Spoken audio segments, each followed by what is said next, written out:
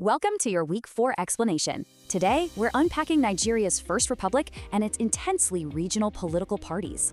Three major parties really defined this era. Let's dive into their unique origins, goals, and funding. First up, the Action Group, or AG. They were a deeply regional powerhouse rooted in the West. Back in March 1951, the AG actually transformed from a Yoruba cultural organization into a political party. Their main goal? To push for a strong federal system while heavily developing the Western region. They funded all this through member fees, salary levies on legislators, and even national bank overdrafts. Now, shifting up north, we find a totally different giant, the Northern People's Congress, or NPC.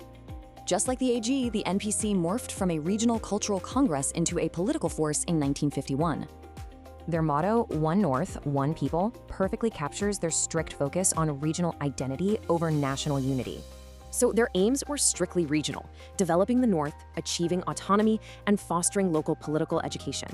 Financially, the NPC was pretty secretive. They quietly relied on donations, committee dues, and publicity sales.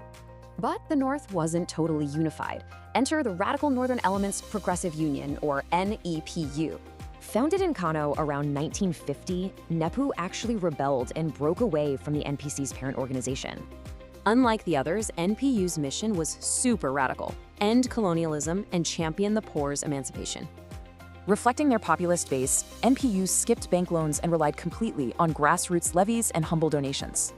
So we've got three distinct parties, fiercely divided by geography and ideology, sharing one fragile nation. These deep roots set the stage for decades of conflict. How does regionalism still fracture politics today?